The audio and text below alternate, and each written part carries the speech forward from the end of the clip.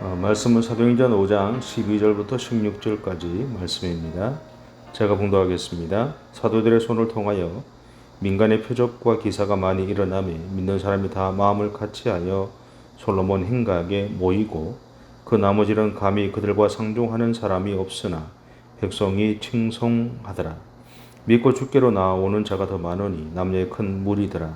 심지어 병든 사람을 메고 거리에 나가 침대와 요 위에 누이고 베드로가 지날 때 혹 그의 그림자라도 누구에게 덮일까 바라고 예루살렘 부근에 수많은 사람들도 모여 병든 사람과 더러운 귀신에게 괴로움 받는 사람을 데리고 와서 다 나음을 얻으니라. 아멘. 오순절 성령의 사건은 제자들의 삶에 많은 변화를 주었습니다. 첫째는 성령 임재 현장에 있었던 사람들은 세계 각국의 언어로 기도하기 시작했죠. 그 언어들 중에는 디아스포라 유대인들이 흩어져 있던 지역의 언어들도 있었습니다. 그래서 그들 중에는 예수님을 따르는 사람들이 자신들이 사용하는 언어로 기도하는 것을 듣고 충격에 빠지기도 했다고 성경은 전하죠. 둘째, 하나님의 말씀이 감추고 있던 비밀이 깨달아지기 시작했습니다. 그래서 그들은 예수님이 자신들에게 지냈던 말씀의 의미를 알기 시작했던 것이죠. 셋째는 이전까지는 자신의 생명을 찾아다니던 세상을 향해서 나아가기는커녕 숨게 바빴던 그들이 세상을 향해 나아가서 예수가 그리스도이심을 그리고 하나님의 아들이심을 선포하기 시작했습니다. 이전까지 자기의 생명을 지키기에 급급했던 바로 그 제자들이 그렇게 지키고 싶어 했던 자기의 생명을 주님을 위해서 기꺼이 드리기 시작했던 것입니다. 이러한 제자들의 변화는 백성들에게 제자들을 향한 기대감을 가지게 했습니다. 그리고 제자들을 통해서 나타난 여러 가지 이적이나 예수님이 전하셨던 말씀의 의미를 보다 쉽게 전달해 주었던 바로 그들을 통해서 사람들 안에서는 하나님의 말씀대로 살아가고자 하는 움직임이 일어나기 시작했습니다. 이 움직임으로 초대교회는 믿음의 공동체, 예배 공동체, 교육 공동체, 선교 공동체, 섬김 공동체로서의 교회를 형성하게 되었습니다. 그리고 사람들은 교회 공동체 안에서 작은 천국을 경험하기 시작했죠. 이 일의 중심에 베드로가 있었습니다. 그렇다면 베드로는 어떤 사람일까요? 우리가 성경을 통해 발견하는 베드로는 성질이 매우 급한 사람입니다. 우리는 이런 사람을 흔히 다혈질적인 사람이라고 표현하기도 하죠. 그는 생각보다는 행동이 한 박자 빠른 사람이었습니다. 그래서 실수가 많았습니다. 동시에 그는 단순한 사람이었습니다.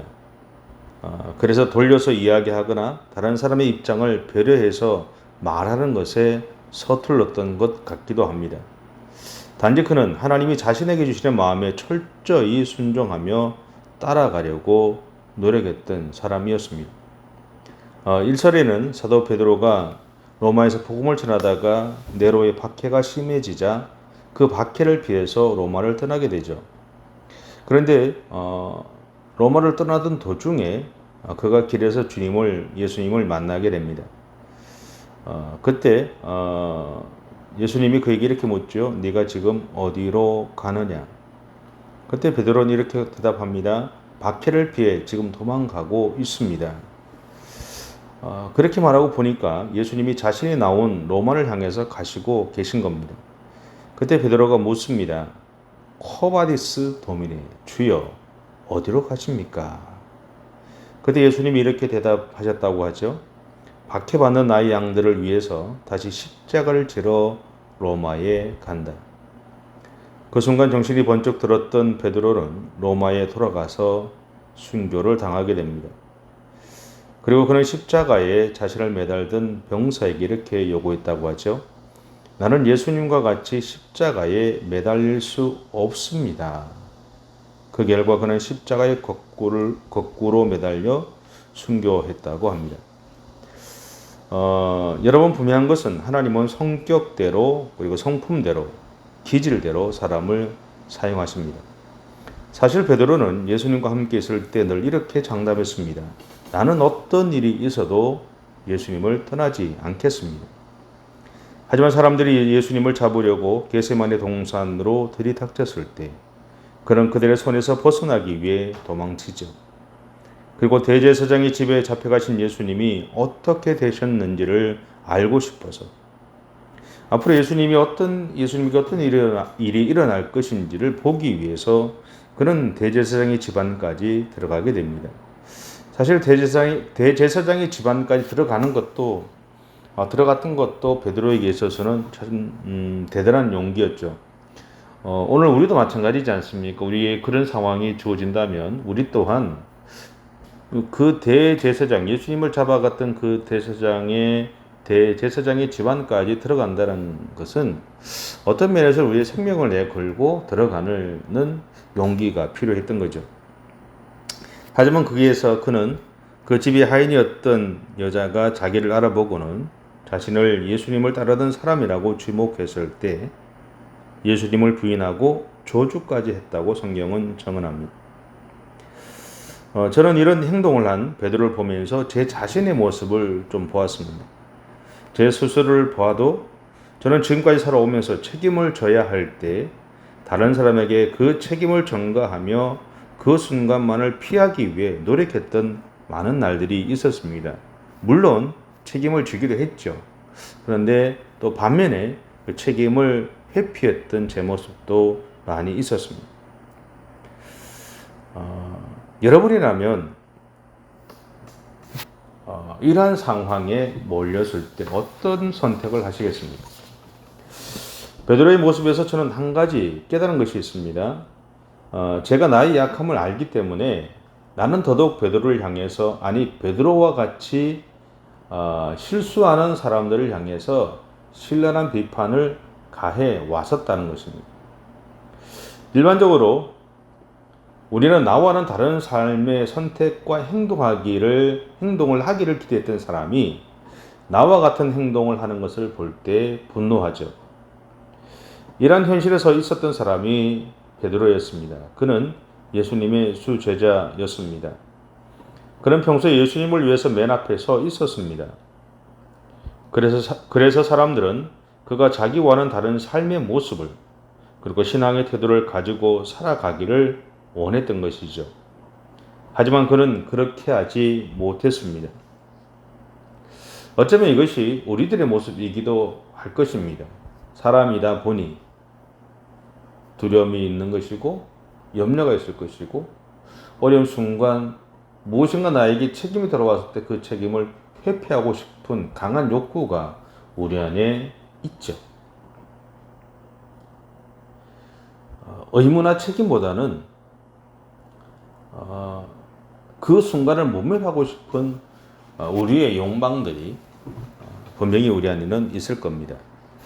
그런데 그랬던 베드로가 오순절 성령의 충만함을 받은 이후에 바뀌죠. 과거에 그는 자신의 생명을 지키기 위해서 예수님을 부인했던 사람입니다.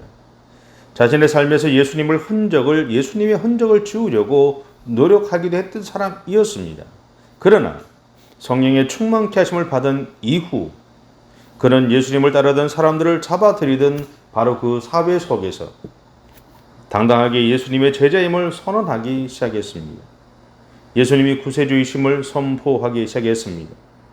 이 일로 인해서 그는 감옥에 갇히기도 했고 유대 지도자들에게 생명의 위협을 받기도 했습니다.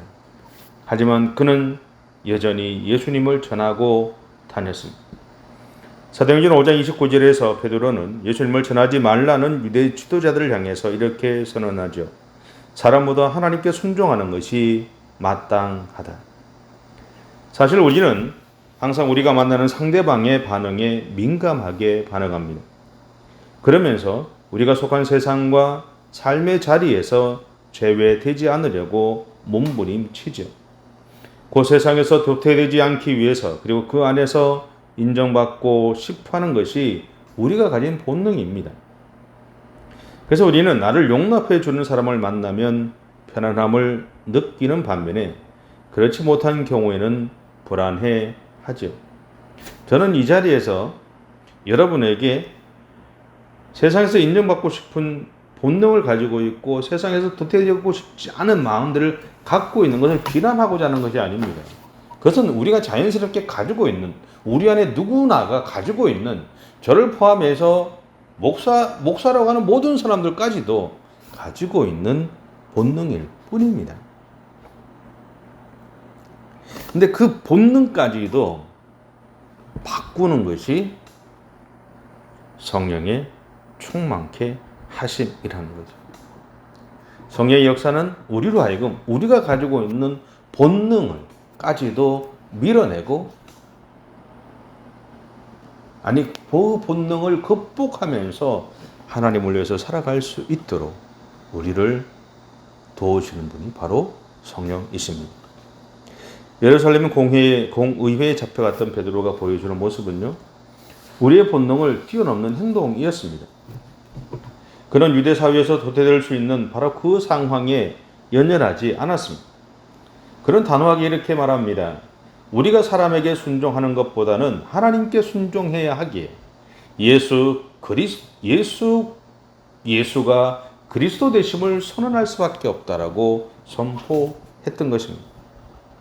베드로가 이렇게 담대할 수 있었던 이유는 그가 성령으로 충만해졌기 때문입니다.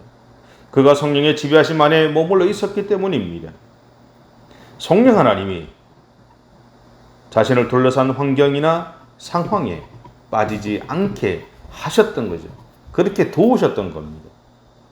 그리고 하나님을 의지하게 만드셨습니다. 저는 오늘 베드로에게 일어났던 일들을 통해서 우리가 가야 할 믿음의 길에 대해서 생각해 보았습니다. 첫째는 12절에서 민간의 표적과 기사가 많이 일어났다라는 말입니다. 예수님이 70명의 전도자들을 세워서 복음을 전하기를 명령했을 때 그들은 복음의 현장에서 예수님과 같은 일들을 행했습니다. 이것은 이전에 베드로가 예수님과 함께 있을 때 일어났던 일이었습니다. 그러나 오늘 베드로는 성령과 함께 동행하면서 동일한 일을 행하고 있습니다. 본문은 이미 믿음의 길을 가고 있는 사람들이 솔로몬의 행각에 모여서 하나님에게 예배하며 하나님의 일하심을 찬양하고 있음을 증언합니다. 하지만 이제 믿기로 한 사람들은 아마도 이 자리에 오지 않았을 것입니다. 왜냐하면 그들에게 있어서 당시의 솔로몬 행각은 사두개인들로 대변되는 이스라엘 지도자들의 공격의 중심지로 보였을 것이기 때문입니다. 혹시 내가 예수를 믿기로 결정하기는 했지만 이 일로 인해서 내가 손해를 입거나 내가 어려움을 당하면 어떻게 할까라는 두려움과 염려가 그들이 가지고 있는 그 아주 근본적인 본능, 누구나가 가질 수 있는 그 본능이 그들로 하여금 그 자리에 참석하지 않게 만들지 않았을까 하는 것을 추측합니다. 지금도 이스라엘 안에는 메시아주라는 유대 그리스도인들이 있죠. 그들은 자기들이 아무리 박해를 받아도 예수를 포기할 수 없다고 합니다. 왜냐하면 예수님이 진정한 메시아이심을 성경이 증언하고 있기 때문이죠. 그리고 복음의 의미를 알고 싶어하는 그들의 간절한 기도를 통해서 예수님의 임재를 경험했기 때문입니다. 곧 그들이 성령의 충만케 하심을 받았기 때문에 그들은 아무리 박해를 받아도 예수님을 포기할 수 없다는 겁니다. 하지만 처음 예수님을 믿기로 결정한 사람들은 그들이 아직 성령의 충만케 하심을 경험하지 못한 다음에는 자기들이 당하는 어려움과 아픔에 매여서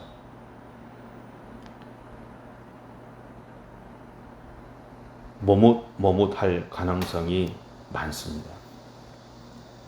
그래서 민간의 표적과 기사가 많이 일어났다는 이 일들의 근본적인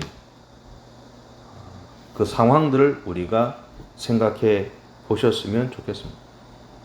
오늘도 우리가 성령의 충만케 하심에 머물게 된다면 우리는 우리의 상황이 아무리 어렵고 힘들어도, 그리고 우리의 본질적인 본능이 우리로 하여금 우리를 머뭇거리게 한다 할지라도 예수 그리스도를 포기하지 않고 그분을 닮아가고 그분을 따라가는 믿음의 여정을 오늘 또 앞으로도 살아갈 것입니다. 두 번째, 15절에서 베드로가 지나갈 때 혹시 그의 그림자라도 누구에게 덮일까라는 백성들의 행동을 보여주고 있습니다. 고대에는 사람의 그림자가 그 사람을 대신하는 것으로 믿어졌습니다. 그래서 직접 베드로를 만나지 못해도 그의 그림자를 통해서 자신들의 문제가 해결되기를 기대했던 것입니다. 근데 여러분, 이러한 생각은 사실은 미신이죠. 사실은 미신입니다. 그럼에도 불구하고 사람들은 물에 빠지면 지푸라기라도 잡아야 한다라는 심정. 다시 말하면 어려움을 겪고 있는 사람들에게는 아무리 사소한 것이라도 지푸라기와 같은, 자기에게는 생명의 동아줄과 같은 의미를 가지게 됩니다. 그래서 그들은 그런 문화를 따라갔던 겁니다. 이것을 단순하게 비판할 수는 없습니다. 우리가 분명히 생각해야 될 것이 있습니다. 어려움을 겪으면 누구나 이와 같은 생각을 가질 수 있다는 겁니다. 그런데 오늘 베드로를 통해서 일어난 일들을 보면 우리 안에 우리가 성령의 충만케 하심에 머물게 되면 우리의 진정한 생명의 동아줄이 하나님이시라는 것을 우리가 명확하게 알게 되고, 그 순간 더 이상 우리로 하여금 사람의 그림자가 그 사람을 대신하는 것처럼 받아들이는 것처럼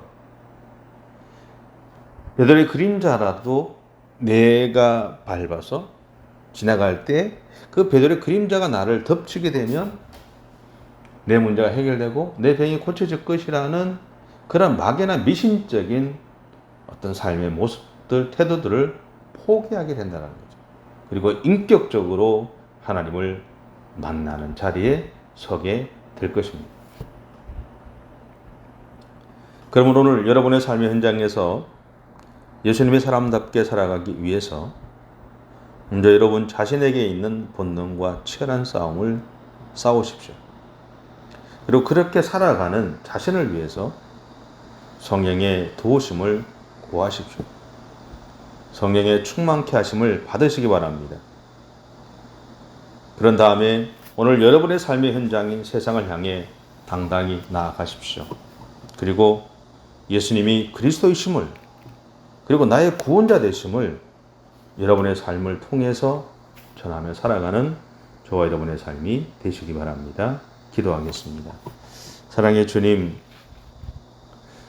자기를 부든 베드로가 성령의 기름 부으심을 경험한 다음에 자기를 보는 것이 아닌 세상을 바라보며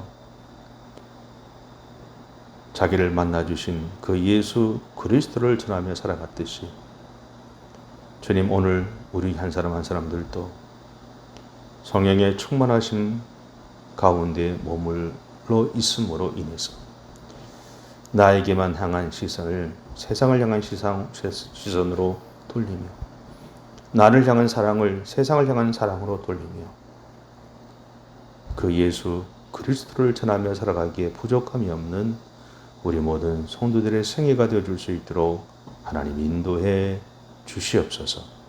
감사드리며 예수님의 이름으로 기도드립니다. 아멘.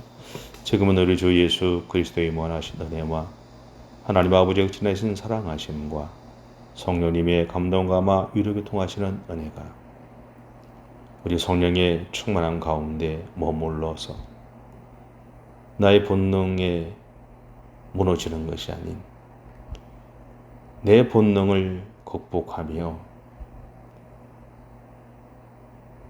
하나님이 나를 부르시고 세우시고 나를 통해서 영광 받기를 원하시는 그 하나님의 뜻에 조금씩 순종하며 믿음의 길을 달려가고자 하는 우리 모든 성도들과 가정과 생업 가운데 지금부터 영원까지 함께 하시기를 간절히 축원하옵나이다.